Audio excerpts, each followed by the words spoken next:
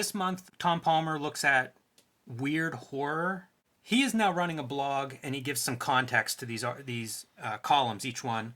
I'm sure we'll have a link in the supplementals. We always do. Whenever there's a Palmer's Picks, the link to Tom Palmer Jr.'s articles are in the supplemental material in the description below the video.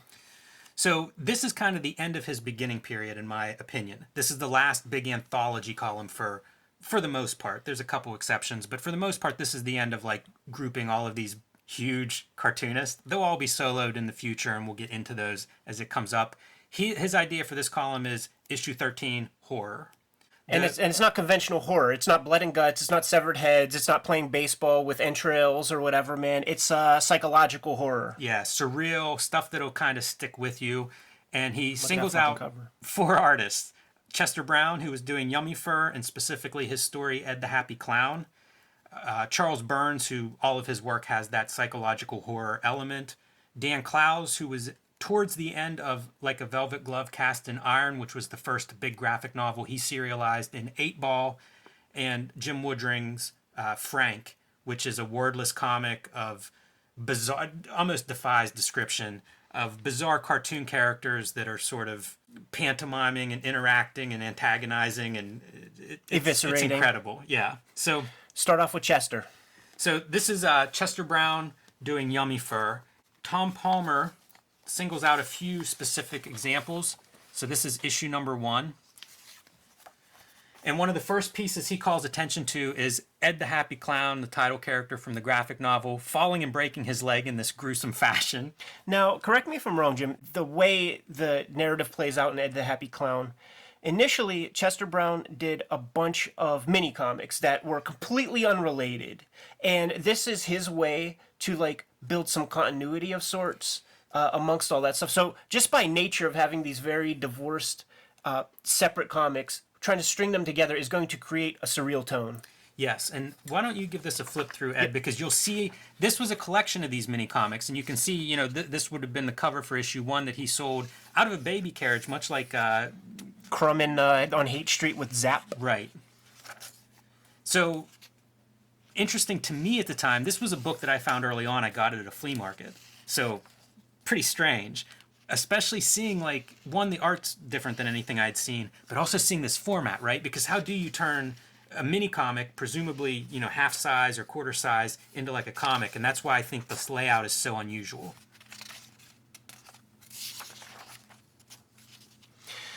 Later in the series, we're going to see.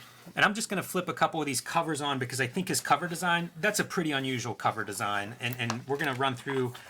Ed the Happy Clown was serialized across 18 issues. So this is another thing that Tom Palmer calls out. It's Ed being imprisoned. And now if you start to flip through, this is him in prison. They've shaved his head off. You know, he's kind of robbed him of his clown identity. But Adventures in Science was another one of those stories that would run in the mini comics that eventually linked up. And this is a story about a guy who can't stop shitting. And it's coming through another dimension. Right. And so this guy ends up getting arrested and thrown into the cell next to Ed, and the cell just is filling with shit. And it eventually triggers a jailbreak, you know, where it's literally pushing out the walls and out the door, smothers the poor guy who was rooming with him. Again, surreal, strange, stream of consciousness type horror. There's, of course, vampires. Who are brutally killed, you know, talk about like some of the psychological imagery that sticks with you. A little leading up to it, little bush, little 80s bush. Pretty amazing panel. And then part of Yummy Fur is that he does a lot of different comics. One of them is adapting books from the New Testament, which are amazing and haven't been collected, so another reason to seek out these issues. Are we going to show Ed's junk already, or what? This is the third piece that Tom Palmer calls out. Is somehow Ed's penis develops the head of Ronald Reagan. And this is a sequence, as you can see, of the talking penis head. Very bizarre. Quite insane. Ejaculating.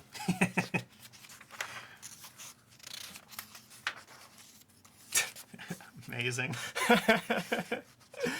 Yeah, so I'm just going to show a selection of some of these covers because I think they're pretty noteworthy. One of the things that's underrated, I think, is how good this series was as comic books, as standalone single issues. Like, starting to see, and other comics have done, you can find examples of this on other comics, right?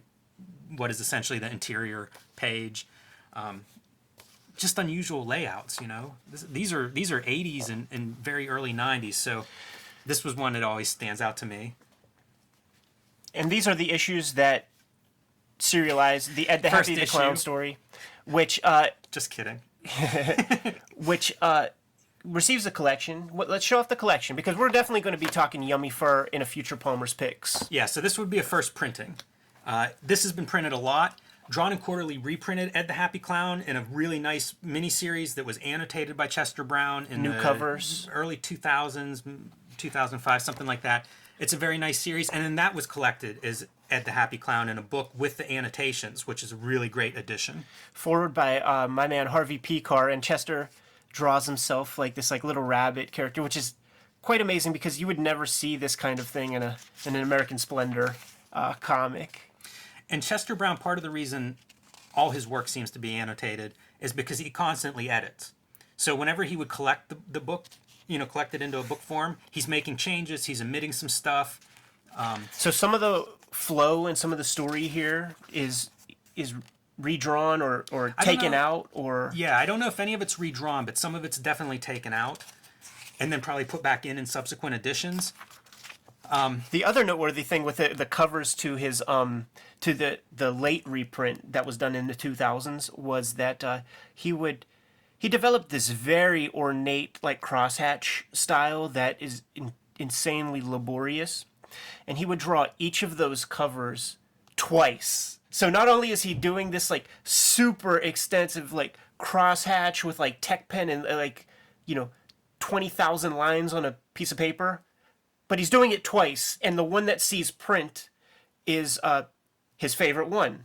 So the Beguiling, for a long time, the images are probably still up there because he famously does not sell his artwork. He doesn't sell his published artwork. The stuff that he sells is his riffraff, and there are Ed the Happy Clown covers that are sold from the Drawn and Quarterly stuff, and those are the ones that didn't make the cut. Jim, they look the same. Yeah. A lot of neurosis in comic books. For sure. This would have been published a couple of years ago by Uncivilized Books, and it compares all of this. This is consideration of the Yummy Fur serialization of Ed the Happy Clown, the differences that were made in subsequent editions and collections, and, getting into things like going from mini comics to turning this into a graphic novel in mid form, which is kind of an unusual process. But a lot of what Chester Brown did in Yummy Fur was very much pioneering, especially in American comics, even though he's Canadian, North American comics, let's say. And so this gets into really the nuts and bolts and details of what was changed, why were decisions made, what are the implications of doing this stuff in the different formats, different styles. Nice interview in the back here. Get your hands on this if you're a Chester Brown fan. Can we segue to Clowes? Let's do it. So, like Jim said earlier, the big narrative that Mr. Palmer's talking about in this feature is the Like a Velvet Glove cast in iron story, which was collected in this edition. At this point, Clowes had two other collections that were out on the shelves. However you would say that, the official Lloyd Llewellyn collection and Lout Rampage collected just various small ditties from the 8-Ball comics. Like, for the first, you want to pull up the first 10 issues of 8-Ball, which was Clowes' anthology series. The cover for the first edition of the collected Like a Velvet Glove cast in iron is one of my favorite covers. It's like bands and really cool black bands. I mean, not like rock bands, but like color bars. Mm-hmm. And it's just a really striking graphic. So yeah, cool. I don't. It doesn't ring a bell, so I'll seek that out for sure. So this is 8-Ball number 1. This was a one-person anthology, much like Yummy Fur, Hate, any number of these comics, and it would feature a chapter of Like a Velvet Glove cast in iron, along with short stories. And so he talks about the horror elements in Dan Clowes' work.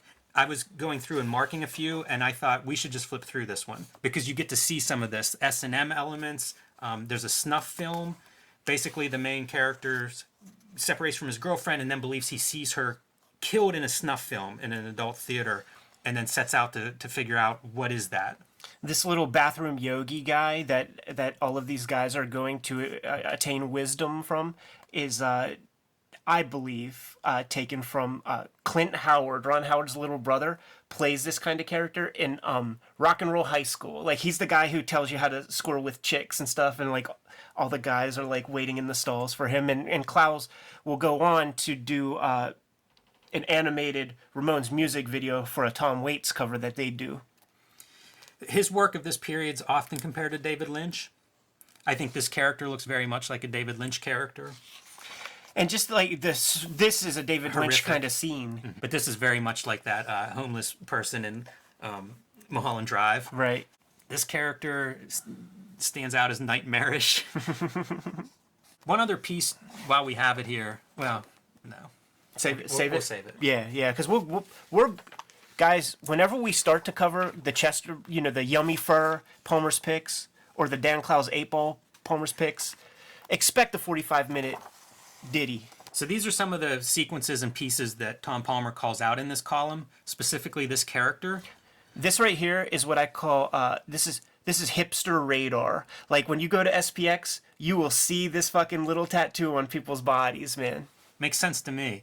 In this story, this is part of a possible conspiracy. It appears in advertising. Historically, there are people that are tracking that down.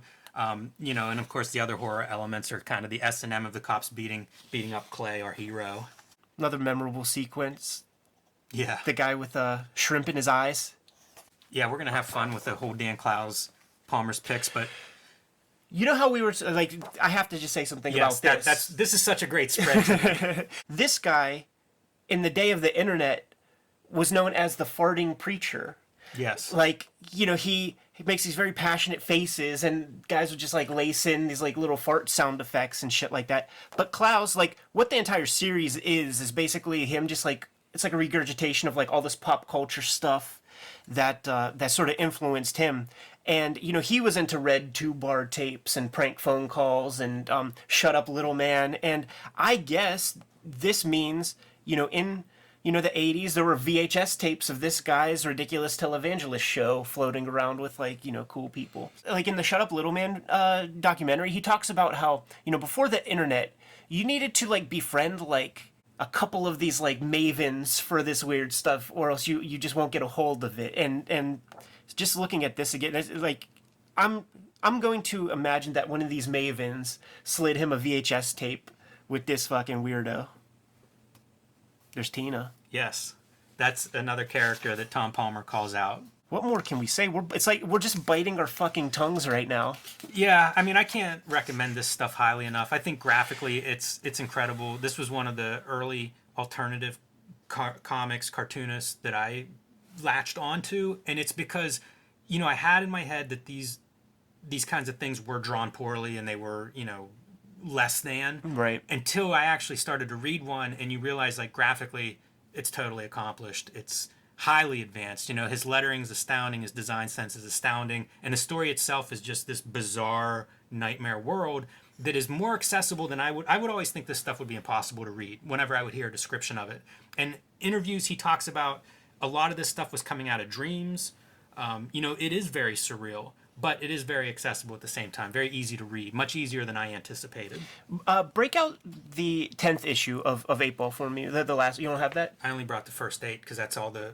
So this article stops. It's up to issue 8, so I only brought the issues that it's up to. The reason I was going to compare and contrast our main figure because he, even surrealistically, like, it sort of just happened by nature of Clowes just doing the work.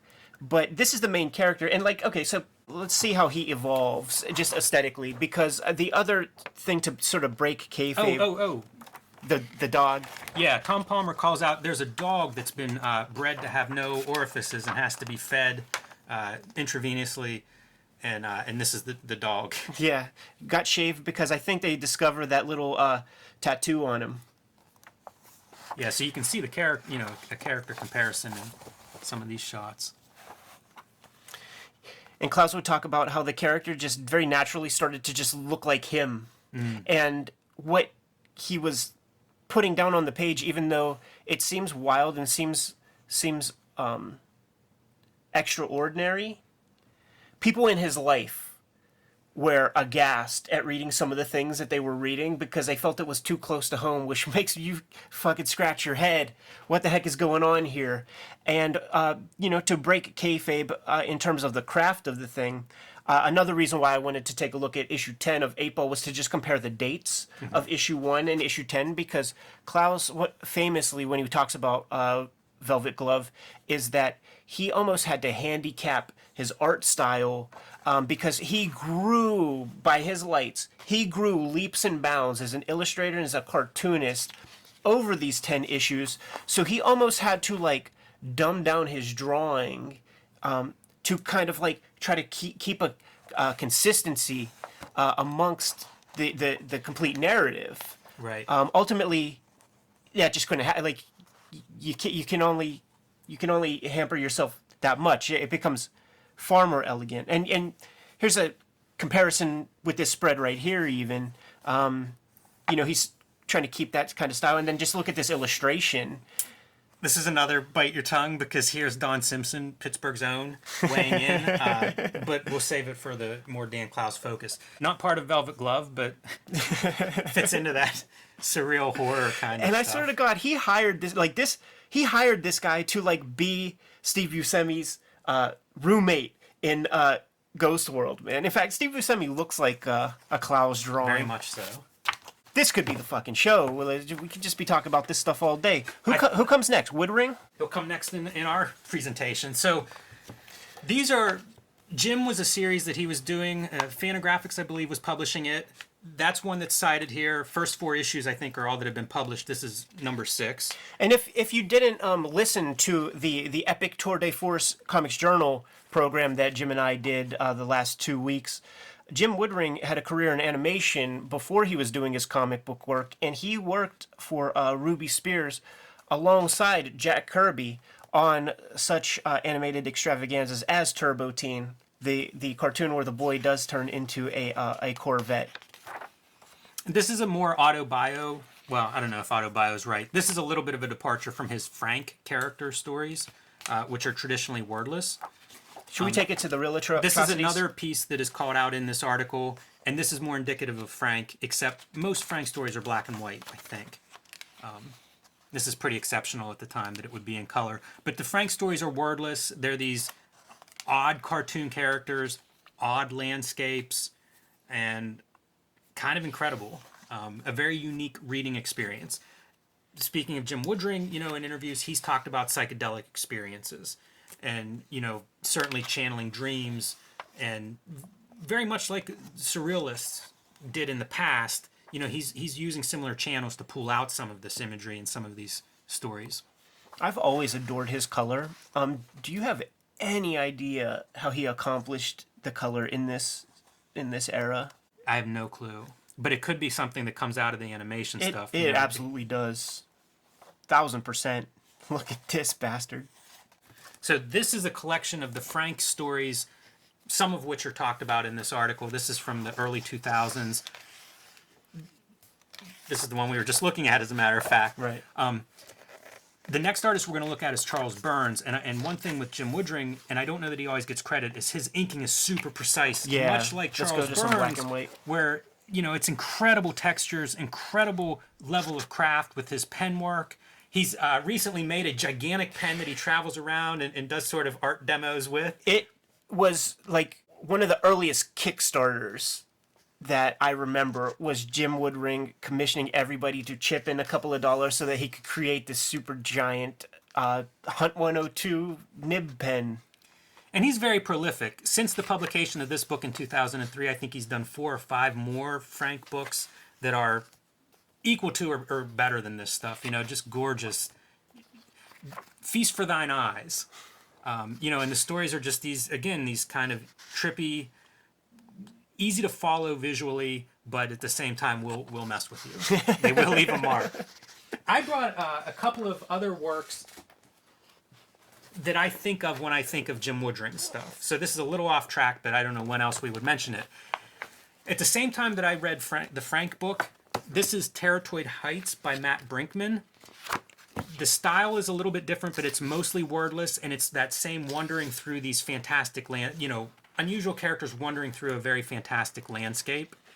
So I read them in close proximity and had a very similar reaction to both. You basically enter this world, and where it becomes apparent is 3 or 4 pages in, you're sucked in. Like, you're now in this world, and you're wandering through it, and basically at the mercy of these storytellers. And then the other piece that I brought along is a contemporary cartoonist, Matt Allison. He does a self-published book called Cankor, and he cites Jim Woodring as a huge influence on his work. And I can see definitely some commonalities there. Certainly worth a look. If this stuff appeals to you, it is. Woodring comics are unique like nothing else. So if you love them, it can be hard to find other things to track down to read. This might be something worth looking into. Woodring's great because my favorite comics are always those ones that are unique and different and create an experience like nothing else. And right. I think Jim Woodring's Frank books do that probably as well as any comic I can think of. Last guy on the docket for this episode of Palmer's Picks, C. Montgomery Burns. Yes, I'm not sure the best place to start with him. We've discussed him a little bit in the past. He starts out at Raw Magazine. Yep. It's and here's a third version. This one is in color. So this was a Raw publication, black and white, heavily influenced by 50s. He and Clowes have some common ground there in terms of being influenced by television, by schlocky movies, by fringe culture. And I think you can see it probably in this. It's definitely like monster movies of the 50s is a big influence. And I don't know if you want to open a page and we can do a comparison of the color in black and white. First? Sure.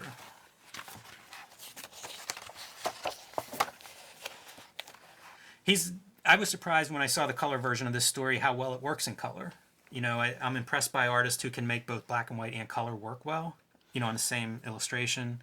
I'm just looking at the color really closely, and I think that this color is done with those colored Zipatone screens. Yeah, I could see that. Because it's so smooth, but it's not 4-color standard process.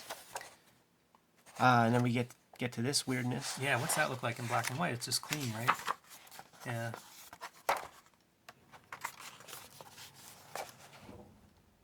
That's interesting, trying to apply a little bit of shading to the flat colors.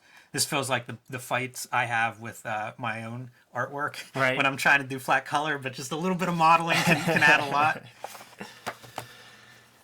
Around this time, 1992, the years we're talking about, Liquid Television will be coming out on MTV very shortly, if it isn't already in like season 1.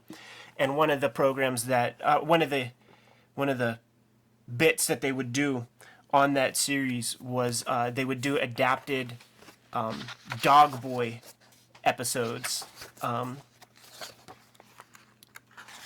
Charles Burns, along with Matt Groening and Linda Barry, were pioneers in the alt weekly strip.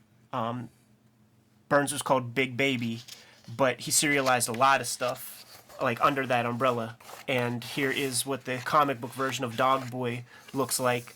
When you talk about Surreal, I will include some links in the description for the video to show you the Liquid Television episodes, because like when you see characters like this guy or even Dog Boy with this ridiculous hair, like how do you replicate that with human hair? The answer is you don't. You put fucking plastic helmets on people, and that's what everybody like. This lady's hair would be like a big plastic helmet, and boy, it's odd, crazy color. Yeah, Burns is incredible. His art, to me, it's almost machine-like. It's so precise. It's the sharpest inks. It's the most assured. And like all of these artists who have a very precise style, I'm always impressed by how much he can actually describe with that style without breaking any of the rules that he seems to set up. It's incredible. All the stuff that I've read of him, it just demonstrates an ability to tell almost any story within this very rigidly defined style. El Borba is one that Tom Palmer calls out by name in this article. wrestlers, monsters, aliens. And it's the aliens of the Outer Limits variety, not the Twilight Zone variety. Far more visually interesting. If I ever do my wrestling videos, he'll be one of the wrestling books. It is amazing, like how wrestling and comics, like it's all a part of a piece, man. It's trash culture. It's trash pop culture, and by trash, we're not saying we think it's trash. We're saying your mom thinks it's trash. This El Borbo one is hard to find. I think it was the first one Fantagraphics did in this format. Yeah, they did this 3-volume series of a lot of his early stuff pre-Black Hole. And boy, we're going to be able to talk about Black Hole in about issue 35, 40, issue 40, I would say. Very exciting.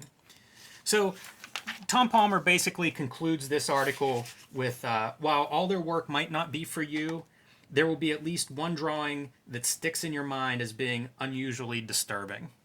Well said, Tom. No doubt. And Burns has taken a copy of Marvel Tryout Kit, an unfinished comic printed on art paper designed to recruit new talent, and added his own deviant touch to Aunt May, Doc Ock, and Spider-Man.